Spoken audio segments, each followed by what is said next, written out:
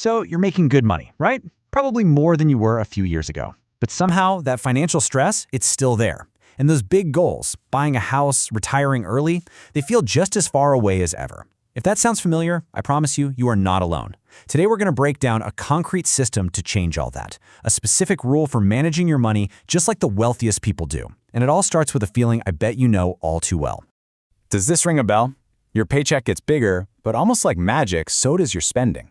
Maybe you finally upgrade the apartment, you get a nicer car, you start going to fancier restaurants, and then, boom, just like that, you're earning more than ever, but you feel like you're stuck on a financial treadmill, not making any real progress.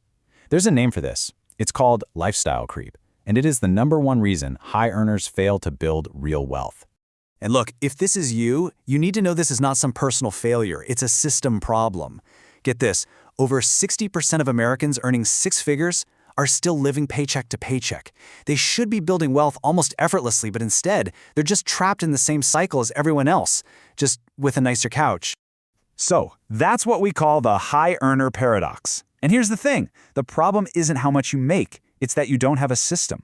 Without a framework, without a plan to tell your money where to go before you even see it, your spending will just naturally expand to eat up whatever income you have. That raise, that bonus, poof, it just gets absorbed without a trace, and willpower alone is never going to be enough to fight it. And this is the secret, right here. The truly wealthy aren't superhuman. They don't have more discipline than you. They just have better systems. They use what we call financial architecture. They structure their finances so that the right things happen automatically, without them having to think about it.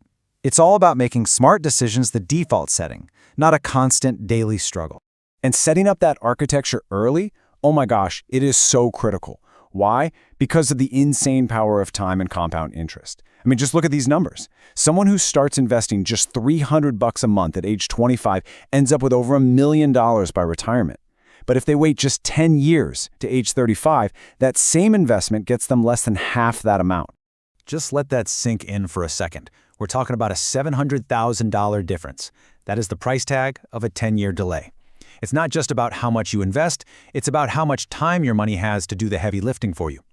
Every year you wait is a massive advantage you can never, ever get back. And that's why you need a system right now, not someday. Okay, so what's the solution? What's the system? It's called the 15-50-20-15 rule, and it is the automatic system we're going to build. It's simple, it's easy to remember, and it gives every single dollar you earn a specific job to do before you ever get a chance to spend it on something random. It's super simple. This rule just splits your income into 4 key buckets. You've got 15% for your future self, that's your investments, 50% for your essentials, your living costs, 20% for your lifestyle, that's the fun stuff, and a final 15% for your stability fund, your emergency buffer. Each bucket has a really clear purpose, and together they create a complete and balanced financial picture.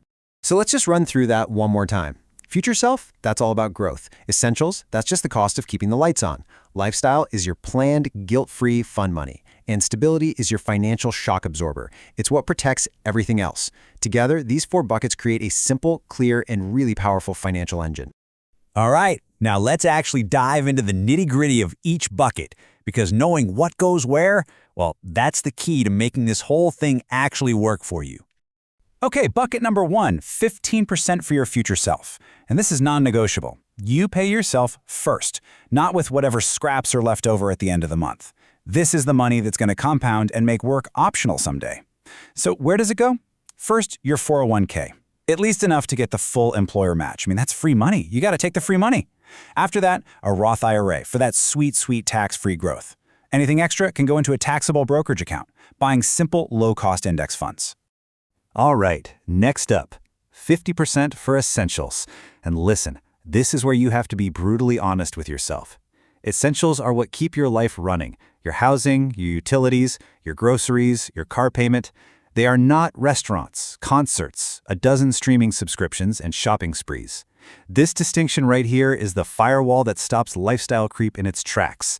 Because when you start blurring this line, that's how 50% slowly bleeds into 60 or 70%, leaving nothing for your actual goals.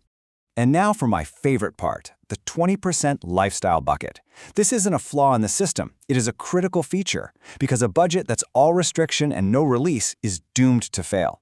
This bucket is your planned, guilt-free pressure valve. It's for the dinners out, the vacations, the hobbies that make life worth living. The trick? Put this money in its own separate checking account. When it's gone for the month, it's gone.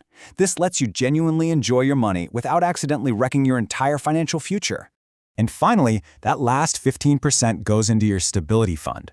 Your goal here is to build up to 5 months of your essential expenses. And notice, that's essential expenses, not your full income. This isn't your get-rich money, it's your sleep-at-night money.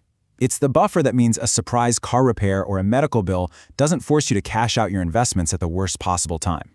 It just sits there, safe and sound, in a high-yield savings account where you can get to it fast. Okay, so we've got the 4 buckets. But you know what? The real magic, the part that makes this whole thing effortless, is taking you out of the day-to-day decision-making. It's time to put this baby on autopilot. Picture this. The moment your paycheck hits your bank account, bam! A series of automatic transfers you've already set up just happen. 15% zips over to your investments, another 15% goes to your stability fund, 20% shoots over to your lifestyle account, and what's left in your main checking account is exactly 50%, precisely what you have to spend on essentials. You never even touch the rest. The decision is made once, and the architecture handles it forever.